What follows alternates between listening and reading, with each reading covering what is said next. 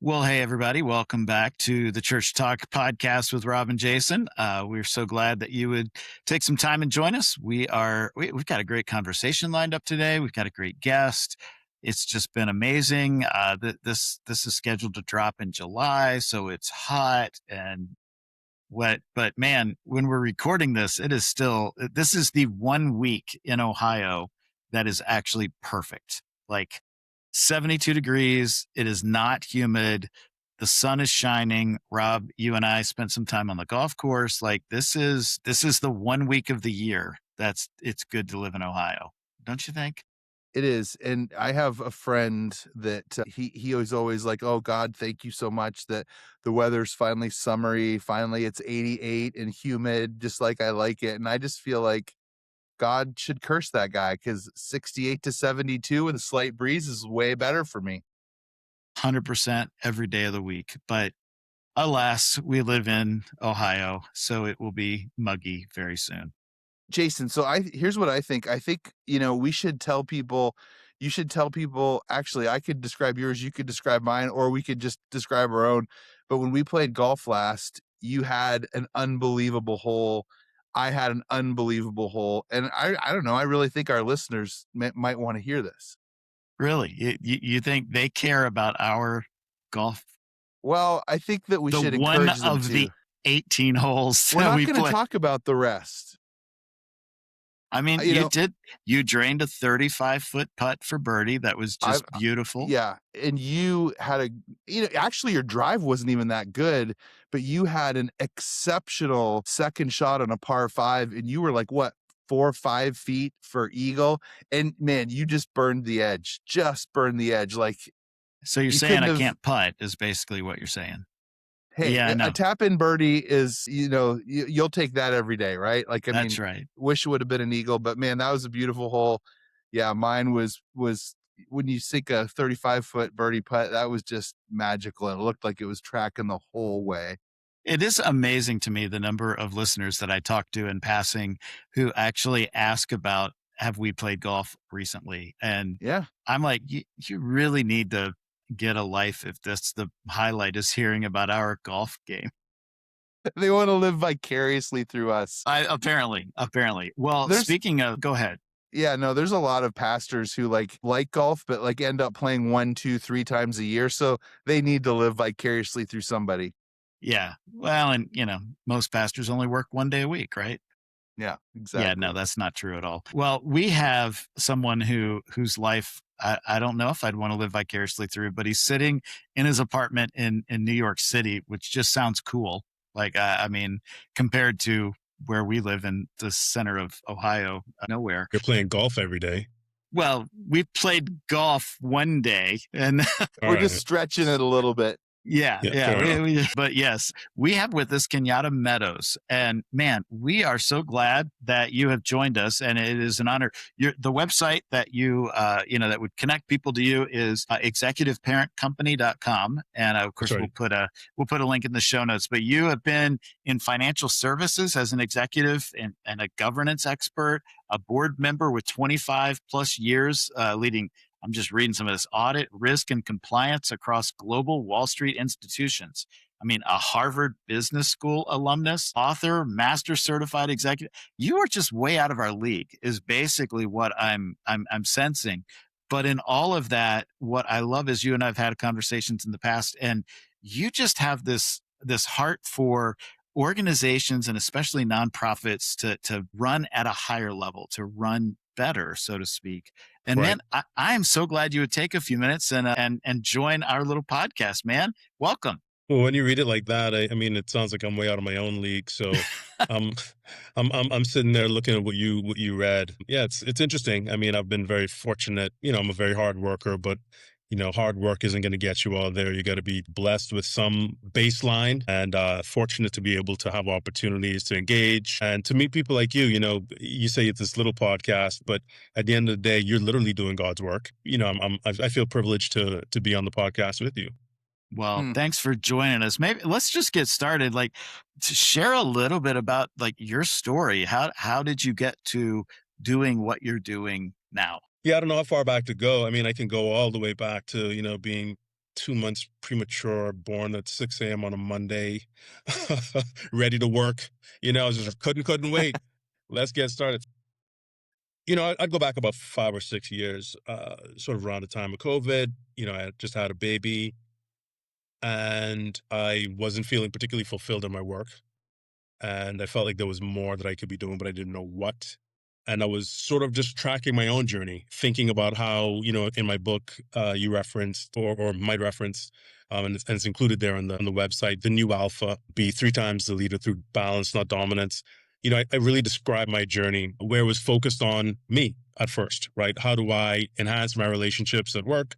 How do I enhance them at home? How do I cultivate a better relationship with myself? Those are the 3 domains that I talk about and set up as the framework in the book.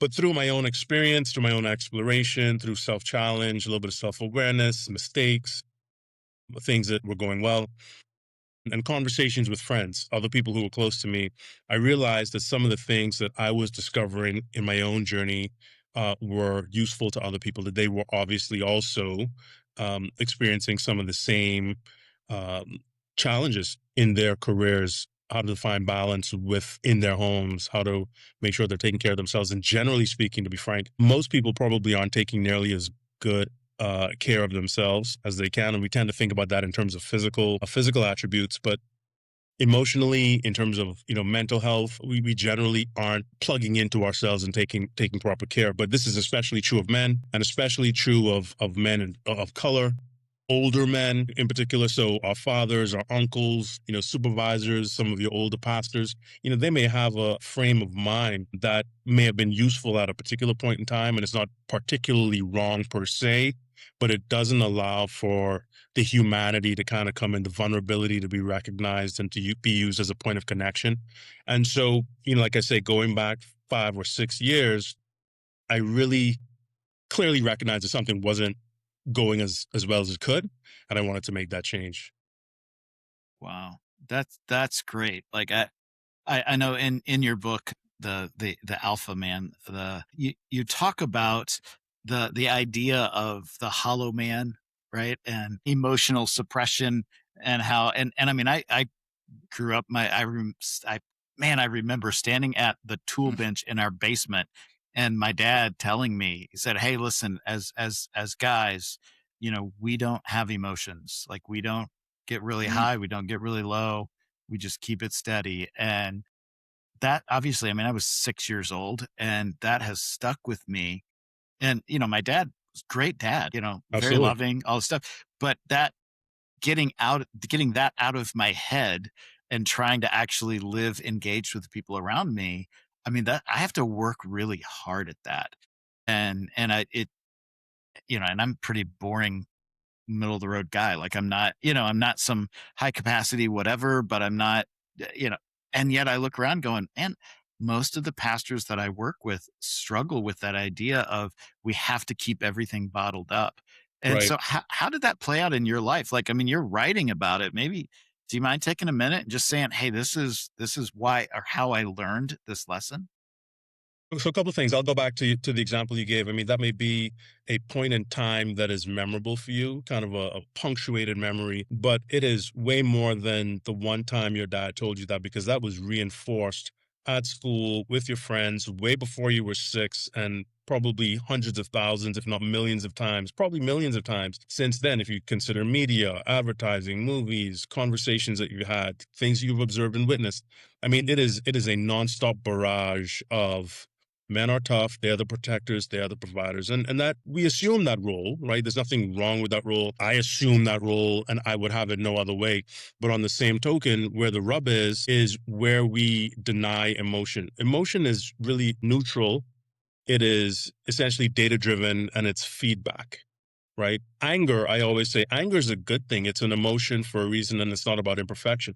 It just has to be appropriately directed, and it needs to be appropriately measured, and it needs to be with some objective as a result, aiming for some objective, not just necessarily release, even though within that, having it as a release instead of internalizing it is much healthier, right? But I use that as a sort of an extreme, what we would probably think of as an extreme emotion. It has its purpose. Pain has a purpose, right? Is to warn us that what we're doing could be damaging or something that needs to be avoided. So for me, going back to your reference to the Hollow Man that I write about in the new alpha, and in fact, I've got a copy here. So I don't know how clearly you can see this because it's kind of glossy, but the cover here is actually of a hollow tree. And the image kind of came to mind because it's a metaphor that I've been using and describing, where, for example, I'm sure you've seen this plenty, where one night, maybe a little rain, a little wind, nothing traumatic is happening. And then in the morning, you wake up and a tree that's been there for your whole life, maybe down the road, is on its side. And you go and you look at it and you realize inside is hollow and the roots are rotten. And so you've been passing that thing probably potentially for decades. It could be decades of decay happening unbeknownst to us. And I equate that to a lot of what happens with men because of what's assigned to us in terms of the attributes and the expectations, but also what we assume from others, what we assume from the context that we're feeling hollow, we're feeling unfulfilled. The number one users of drugs and alcohol, men. The 93% of the world's prison population, men. Pretty much all of the world's ills, if you really think about it, originate with men. I mean, I hate to say it and put it that way, but that is the fact. If you look at the wars, how many of the wars that are being fought now or that are being entered into with global impacts are being driven by women?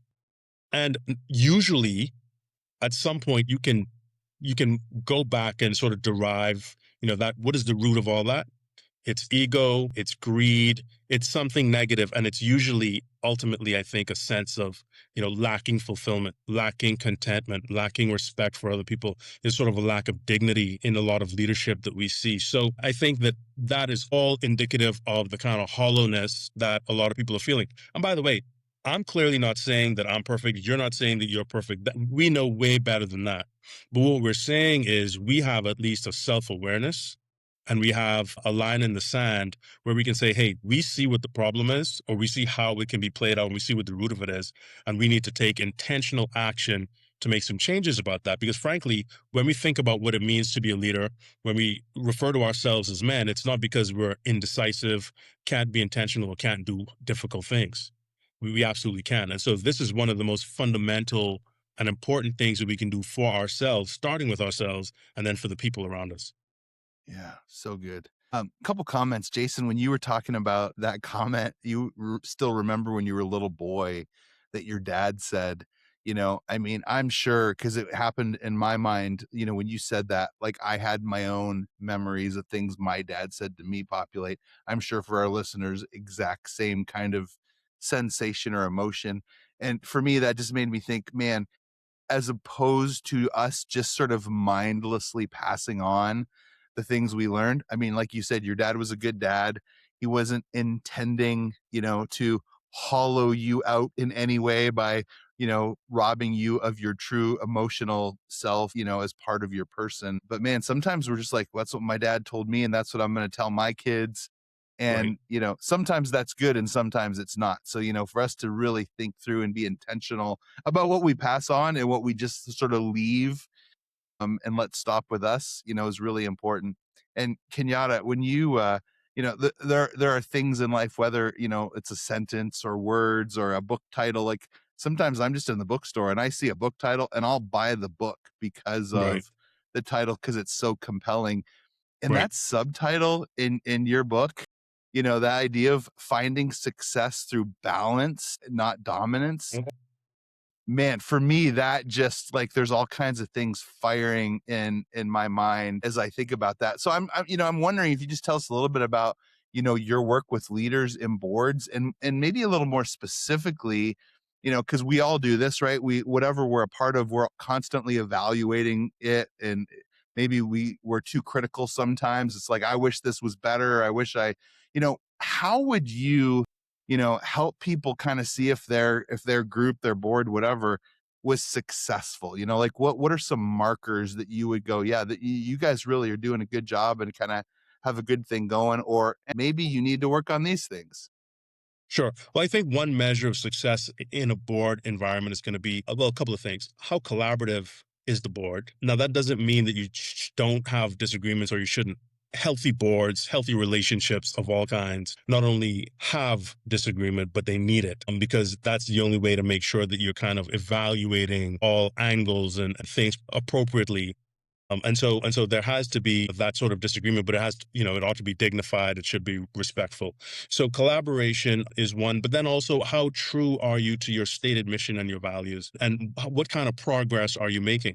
I mean, the first thing is, before you can measure whether or not you're being successful, you have to have a set of measures in mind in terms of what's going to create success. And you also need to be sure that those measures of success are actually reflective of what your mission is or what your values are, not something that was handed to you, not something that you just inherited or that read good, read well on a piece of paper, looked good on a piece of paper. It has to be tailored and thoughtful. And by the way, you need to also come back and reevaluate them. Maybe not the core, but depending on, a growth metric, or depending on how many new congregants. I mean, at some point, let's say that's no longer going to be your push.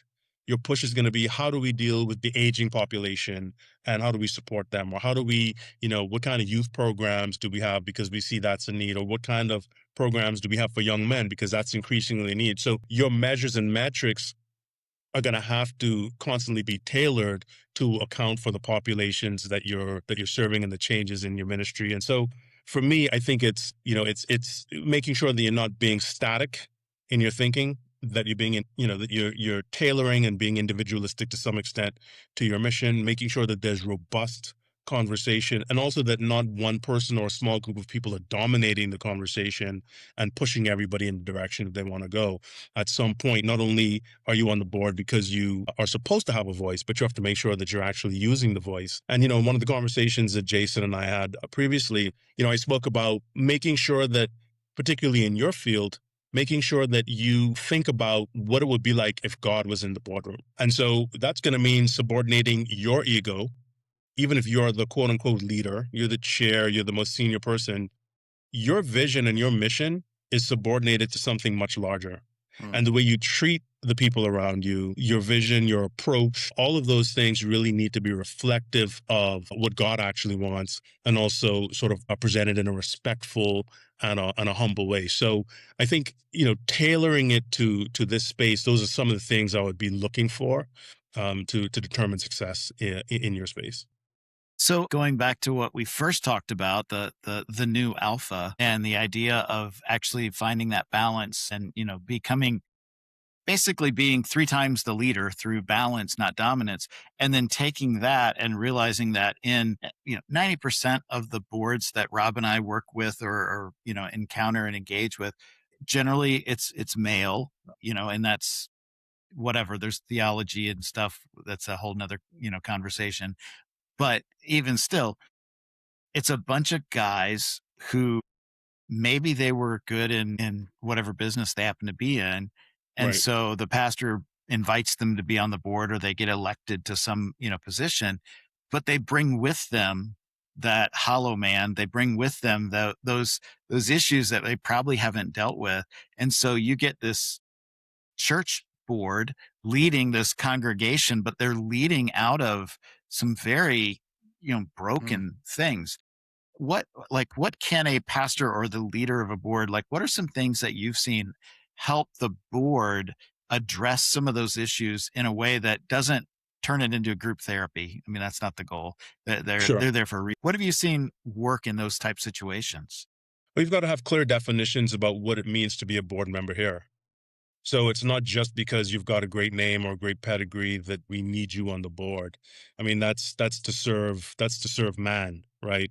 That's to gain prestige and all the rest of it. At the end of the day, we want to make sure that you have the skill sets, the attributes that are going to allow this board to fulfill its mission, which is much bigger than anything really that earthly measures should be able to kind of capture. So I think, making sure that people are well vetted, making sure that Mm. all the board members, have a say and have some engagement with the person, or at least are able to get comfortable with their bio and to challenge and ask questions. Obviously, the hiring is typically is done by committee, or at least the detailed engagement. But if you're a board member, you should feel very comfortable asking for details, and if there's anything that's making you uncomfortable, feeling free to kind of voice that. But Obviously, there's only so much you can do as far as that goes. Sometimes there's big surprises, like hires, maybe bad hires, or maybe questionable hires, or things you just couldn't figure out before. And undoubtedly, that's going to happen on boards. But ensuring that you've got a mechanism for coaching, a mechanism for communication, a mechanism for feedback and evaluation. I mean, these are pretty standard in boards that are operating well. They're standard for corporate boards and big boards. And so you just want to make sure that you've got those systems and processes in place to make sure that, again, people are getting a feedback about the things that they're doing well, things that they need to continue doing, things they need to stop doing as well. And so I think there are plenty of ways to address it. First, upfront before they even join the board. Secondly, as a part of being on the board, and if need be, then there's processes for exiting or sort of not renewing people's membership on the board. And so I think it really reflects pretty closely or tracks very closely to what you would see in the business world, for example, in the corporate. That's good. I kind of want to, take advantage of your expertise for a situation I find myself in. So I've been on a board for the last 5.5 years, and actually, you can do 2 3 year terms. So I only have a half year left on this board. It's for a great nonprofit in my area. It actually exists to help cancer patients and their families when they're battling cancer. And we have an amazing director. I came on the board at a time when the board had been made up of some people that really just kind of were power hungry type people, and they wanted to make the director report to them because they were the board. So they put all kinds of, things in place. And so I've sort of seen one of my, roles as supporting the director and really trying to sort of rewrite some of those things so that the organization kind of functions efficiently. But because of the nature of our work, we're doing so many things, so many events, so many fundraisers that we don't have enough staff, so we're always trying to figure those things out. And so what our director loves to say is we are a working board. And what she means by that is I would love every board member to show up for every single thing we do as much as humanly possible, even though everybody has a day job. And then I've Right. read other things out there where it's like, a board is better if it can kind of help govern and lead and think and spend its time in that direction without being sort of swamped in the day to day. So, I just, kind of with some of that, like a little bit of a snapshot, what would I mean, if you were coming in as a consultant to help this organization be effective, like what are some things you would maybe say to me or to us, in wanting this organization to be as effective as possible? So one thing that jumps out immediately is that the board is not management.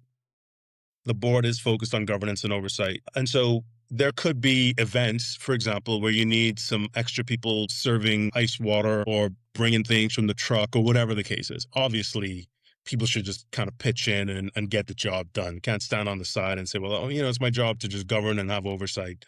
So I think you guys are doing a great job, or you need to do more of that. Move faster. I think, we have to be very careful of that because it creates a conflict of interest in general terms. And so there's a phrase, nose in, hands out, which I don't know if I love it, but it's a very common phrase in this space, particularly for much larger boards. And what that means is, just because you have financial expertise, you don't get in there and start telling the CFO what to do, start making decisions for them, not even the CEO. You challenge, you ask questions, you move in a constructive way, but they still also have to have the autonomy because in your particular instance, it may come across as useful or helpful to have, you all help and particularly if everyone's getting along well and it's making sense. But imagine the inverse. If you have a director who feels pretty confident that their way, which is going to take some time to build the staff and build the skills and build a sort of a repertoire of things that they've done well, they don't want you or need you necessarily to be dabbling and showing up on Saturday or showing up on Tuesday, just talking to staff, doing whatever you want without any kind of heads up. So generally speaking, you would expect to see a very clear boundary between what it means to kind of roll up your sleeves as a board member and what that would mean to and for management or for the other stakeholders. So I would definitely start with that. Yeah, it's helpful. So Thank you. I want to pick up on something you said there because this is an issue and I've never been able to put my finger on it until you just said that. You said the board is not management, it is governance. And every elder board, church board, whatever that I have worked on or consulted with, they do not understand that. Like that is a foreign concept. Can you dive into that a little bit? Because man, I think that is something that we really need to understand better, because I think it could be a game changer for boards, at least the ones that we work with. Well, think about a larger company we'll just start with the larger company because I think it's easier to envision and then we can apply it. So the board isn't responsible for coming up with strategy, for example. It's actually your leadership, right? Your CEO, your executive director, whoever is operating and running the organization on a day-to-day basis, who has that responsibility, that's the person who should really be coming up with strategy for the organization.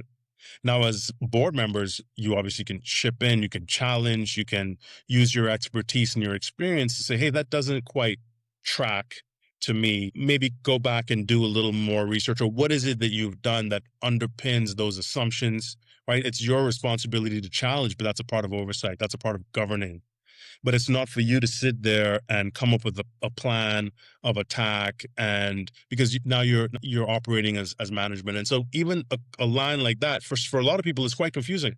If you say the board is not responsible for strategy, they're like, well, what's it responsible for? It's responsible for challenge and it's responsible for oversight. If I came up with the strategy myself, or as a board member, or as a group, if we came up with the strategy, then we're essentially the top of the house and we're just having management go out there and execute. Then if we need to challenge it, or if it's not going well, who then has oversight? Mm. Who has oversight over us and the decisioning? We're ultimately kind of that last stop, that final check. So we can't be the ones also with our fingers in the pie and formulating, all the ideas. It's for us to challenge, it's for us to check. And so, having that clarity that sort of the board is, let's call it the final that final check, that final point of responsibility between us and the rest of the world, should hopefully provide a little bit of clarity for people. I don't know if that answers your question as fully as you wanted, but is that the direction you were going? Yeah. Well, I mean, I wanted a 3-point outline where it's like a silver bullet and it fixes every problem that every Yeah, board has ever just a had. magic principle, Yeah, right? yeah. But no, I love that. That's, the challenge and check, like those two things, that's, I can get my head around that. Like when I go in, I've got there's a board at a church in a couple states over that I'm working with, and they're wrestling through what does it look like, and they're asking it in a healthy way. Like they Right, want to be a good board, but right, to challenge and to check that gives me a framework to say, hey, it's not, you don't have to come up with the vision and the strategy and the execute. Like your job is to empower and encourage the team, the staff to do that. And the staff could be volunteers. Like, I mean, it may not be a big church with a paid staff, all this, but absolutely. your job then is to, I've always said the job of the board is to protect the vision, but I like your way of saying it better because that's a little too generic. This gets into the, challenge and check. That's what a really Hmm. good board does. Have you had experience on, let's start on the positive, like on a board that you just thought, man, this board is operating in a healthy way. It's effective. It's doing what it needs to do. Like, I mean, do you have an experience like that maybe you could just describe why it was a good board? So my first board I sat on for almost 10 years is an organ procurement and transplantation organization. And actually, I didn't realize how fortunate I was to be asked to join that board. I was actually in my mid-20s, which is unbelievable to me now. But anyway, it was a very formative experience for me, and I really, really enjoyed it and learned a ton. I think those were experiences or those were times where we could challenge effectively, and people did. And it was a board with, obviously the C-level individuals running the organization, but also a bunch of neurosurgeons and neurologists and And you. organ trans yeah, and then me and a couple. There were a couple of business people, but mostly medical professionals. And so people would challenge. They would ask questions. Well, what does this mean? Well, like, what's happening with the kidneys? How are we approaching, fees and all the rest of it? And there was appropriate, robust challenge. It wasn't just a presentation that everybody kind of slept through, signed off on, and then went home. So I thought that worked extremely well. People were very prepared. I'd have the CEO because I was secretary and treasurer for a while and sat on the audit committee. And so the CFO, we would spend time together, maybe once a quarter, or have a lunch or have a call and kind of go through things. And I'd provide some insights and some suggestions. And they were very receptive to the feedbacks, right? They sought out board members, not overwhelmingly. It wasn't that we were a crutch, but is that we were properly, sort of our skills were properly applied. And so to me, that was probably just a fantastic example of the balance that you would expect between management and the board. And then even within the board, how the various committees engage with the broader board, I thought was really well done. Hmm. Kenyatta, you earlier were talking about when we were talking about what a successful board looks like, and you just gave another description.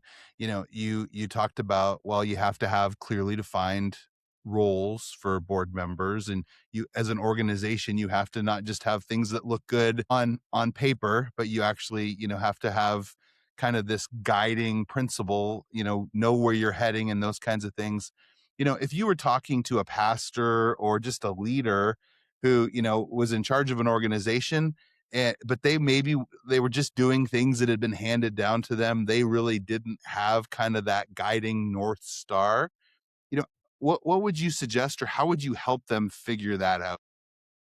Well, there are a few things you can do. So, for example, a few years ago we might have said Google, but I would say if you throw something into Claude or ChatGPT, it's probably going to give you some pretty good advice in terms of what should I do or how can I prepare myself? What should I read? What videos on YouTube should I watch? I don't know if it's going to give you YouTube videos specifically, but you get the idea. What are some of the things that I can do to become a better board member? Information is so democratized. It's just a matter of applying these exact same principles. How can I be better? What can I do? Doing a search, asking people, engaging, and not just presuming that, okay, here you are in a bubble. One, that you can't ask anybody or shouldn't because it's going to show that you're weak. That kind of goes back to connection and vulnerability and the things we spoke about, some humility there. And just sort of making sure that we are also challenging, going back to what's consistent with the role, challenging not only the things that were handed to us, but challenging the things that we've come up with, the systems and processes on a periodic basis. If you remember, a few minutes ago when we were talking about measures and metrics and thinking about what's important to a church or a group at any particular point in time, that's going to continue to evolve. And so your metrics and measures have to continue to evolve. You have to continue to reassess, reevaluate. And so that's something that people absolutely need to do. So it's not just a matter of, well, what was I handed? And it's, kind of the same as it's always been. And Rob and Jason used to do it like this. And you got to go and ask them. I don't know. No, you're in the role. Now you have responsibility and you need to be dynamic in executing. That doesn't mean that you should just change for the sake of change to leave your mark on things, just to say that you did something different. But you have to be very intentional and purposeful in making sure that, hey, now I'm at the helm. Now I'm driving this vehicle. If I'm feeling something rattling, yeah, those folks didn't take it in for servicing appropriately and they didn't take care of the things that needed to be taken care of. And there's not enough air in the tire, but that doesn't mean you're going to continue driving down the road with not enough air in the tire. Yeah, yeah, it's good. Jason, I got to follow up here because I love that answer, because I think sometimes we just make it like I got to go up on the mountain and hear from on high, and there's only this one specific thing that if I don't catch lightning in a bottle, I'm not doing the right thing, which is that Right. that's just too elusive, it's too overwhelming. And yet there, I think there is this sense in which and I think this is true across so many different, especially nonprofits, who just don't exist because they want to become independently wealthy. They exist because they want to impact the world. And so there is this sense, like you said to Jason, and he kind of confessed, has been haunting him ever since. Like, what if God was in that boardroom? What if God was in that board meeting? Like, there is this sense of kind of a higher calling that exists. So maybe like talk just a little bit about that tension of, hey, like, take advantage of all the stuff that's available, and do your due diligence and be engaged and be dynamic and sort of be listening for maybe this unique calling or higher principle.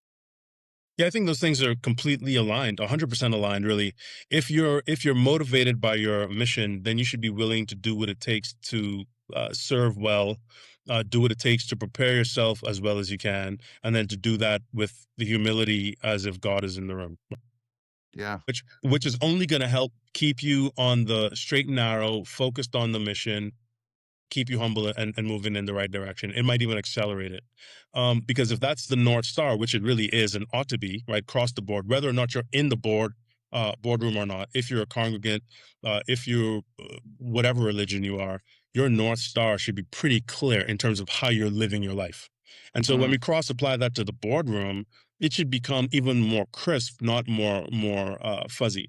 If you're concerned with doing good work, for whom are you doing it? Is it for your own personal accolades and your own personal reward, or is it actually because you care about the stakeholders? And I don't doubt that the vast majority of people listening to this and the vast majority of people in the not-for-profit world are doing it for the right reasons. And even those who may not obviously be doing it for the right reasons or maybe doing it differently, they may just need help getting back on the right track. But that doesn't mean that there's any malice or anything that's fundamentally wrong with their approach or with their heart anyway. And so I would say that those things are super closely aligned, making sure that you're trying to meet your mission, think about what it's like to have this higher calling, to be doing it in front of, this higher power who's blessing your efforts and has given you the ability and the capability to use your talents, your energy, your resources in service of other people. I mean, to me, that's just a fantastic place to begin.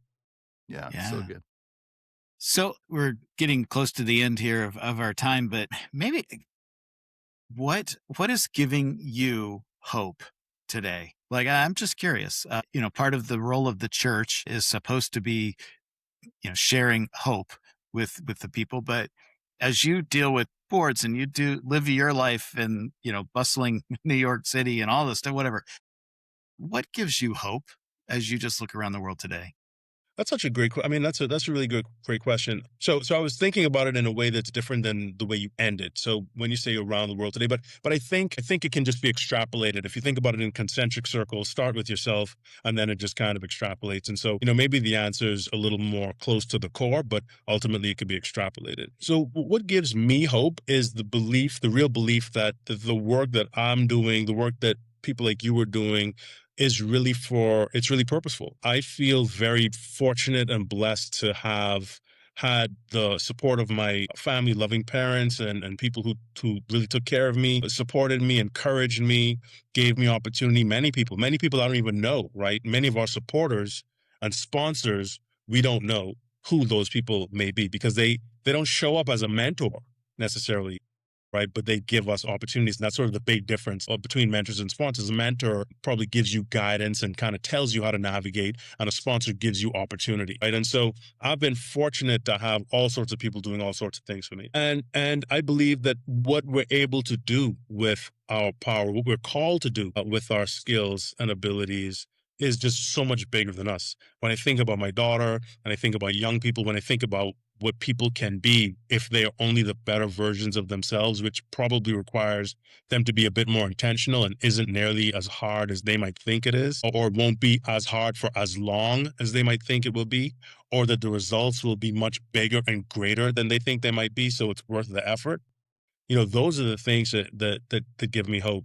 The way that I feel today compared to the way that I felt 5 or 6 years ago, and the vision I have for my life, and the way I'm spending my time and trying my best to help people, that gives me, specifically me, hope. But I had a Mm. conversation with someone earlier today too about goodness. And what I said, I had this thought, and it's a very straightforward thought, but it's that what is good endures. And so people can attack you, they can attack your group, they can make it difficult. There can be, pestilence and bloodshed and pandemics. Eventually, eventually those things are going to come to an end. Now that doesn't mean it's going to be, you know, easy or it doesn't matter the tribulations and the challenges you went through. But if you are focused on doing the right thing, if you're focused on what is morally courageous, I think that those things will always outlast the bad people, the bad actors, the bad situation. So while that may not be easy to digest in the middle of a storm, it may feel that it's been going on for way too long, or it's far too deep, or it's really unfair. I find confidence in the fact that you just have to hold on, and you might not get over something, you might not get over a loss, but you can get through it. Yeah. Yeah. Kenyatta, I just want to say, Jason and I talk about this quite often. After now 4 years of doing this podcast, in a world that, wants to point out division and how bad everything is, as we've gotten to meet people and kind of peek behind the curtain a little bit with some people, we have been impressed, just in the church world, in the nonprofit world, just in the world in general, with just the level of humility and the number of people who aren't out just looking to make a living, but they Right, also want to make a difference. And, right. you certainly fall into that category. We began by like going, wow, look at all the things that you have done and sort of your pedigree and all that kind of stuff. But man, I just appreciate your humility and the way that you want to make the world a better place. So I just want to say thank you for that. Yeah, well, I appreciate that. That's encouraging. I think, if we're able to kind of point those things out to each other, and more often, those are things that kind of really build us up, right? So it's interesting because we're talking about humility, but there's still a kind of a pride and energy that goes along with that, and it's kind of is the groundswell that I think that connection that we're talking about and looking for, and that I write about, really helps to create. So I appreciate that, and that means a lot. Yeah. Well, we appreciate you taking the time to be on this podcast. I know our listeners have appreciated. I mean, I've been writing stuff down that I'm going to be using, the next time I'm training a board and working with them. So I appreciate that. We'll put a link to the new Alpha, the book that you wrote, and of course your website, so they can find. I know you've written a couple of other things, and if they want to get in touch with you about coaching and all that stuff, that way they can reach out. But Kenyatta, thank you for your time. And to our listeners, hey, we appreciate you. We love you, and we can't wait to hear from you. So maybe send us a story of maybe a complete board failure, or maybe an amazing success, because I know you've probably had both in your time. But we will talk with you again next week. Have a great weekend, and we are cheering for you. Absolutely. Thanks for joining us today at the Church Talk podcast. We hope the conversation encouraged and challenged you. We would love to hear from you. Email your questions or comments to jason@churchtalkproject.com. The Church Talk podcast with Rob and Jason is brought to you by the Church Talk Project. We work to engage, equip, and encourage pastors and church leaders around the world. Thanks for listening.